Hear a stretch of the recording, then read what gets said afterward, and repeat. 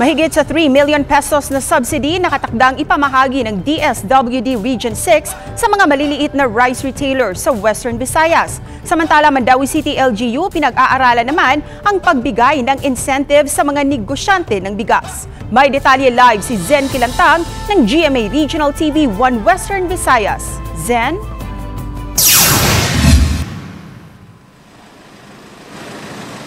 Cecil, mahigit isang linggo mula nang ipinatupad ang price ceiling sa bigas, nakatakda na mga mamahagi ng financial assistance ang DSWD sa mga apektadong rice retailers.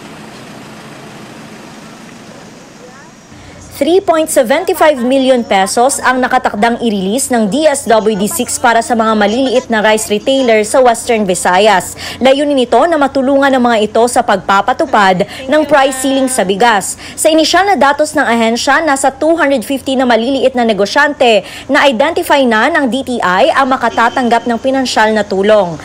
Initially, for this pilot, implementation is 250 sa mga small rice retailers from Western Visayas, different provinces, and that 15,000 pesos per retailer, that's around 3.75 million. Nagpapatuloy naman ang verification ng DTI ng mga kwalipikadong rice retailer. Kabilang sa mga requirement ay ang updated na business permit. Pinag-aaralan naman ng Mandaue City LGU ang pagbibigay ng incentives sa mga nagnenegosyo ng bigas sa public market ng lungsod. Aminado ang Mandaue City Council na apektado ang mga nagbebenta ng bigas sa ipinapatupad na price ceiling. Kaya naisipan ng LGU na suportahan ang mga rice retailers sa lungsod. Isa sa mga pinag-aaralan ang pagbibigay ng discount sa renta sa pwesto ng mga apektadong negosyante. Si Nieves na may nirerentahang 8 pwesto ng bigasan sa public market, masaya nang malaman ang plano ng LGU. Sa ngayon, wala pa raw siyang makukuhanan na stock ng murang klase ng bigas. Ang last na mong purchase diri sir sa mga pinakabarato nga bugas is 2,340.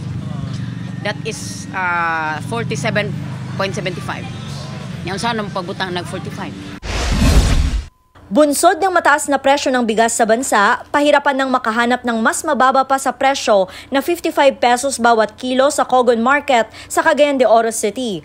Kaya ang Department of Trade and Industry Misamis Oriental ay may programa na Diskwento Caravan katuwang ang lokal na pamahalaan para sa ibinibentang murang bigas. Dito ay pwedeng makabili ng dekalidad na bigas ang mga residente sa presyong 43 hanggang 45 pesos bawat kilo.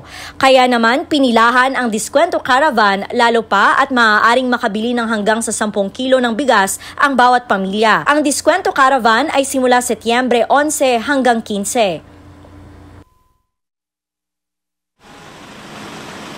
Cecil, dito sa Iloilo City, ayon sa ilang nagbebenta ng bigas, nagkakaubusan na rin daw ng supply ng well-milled rice dahil sa pagbaba ng presyo nito. Samantala, pahirapan naman daw ang pagkuha ng supply ng regular milled rice dahil walang supplier na nagbebenta nito sa mababang presyo. Cecil? Maraming salamat, Zen Kilantang ng GMA Regional TV 1 Western Visayas.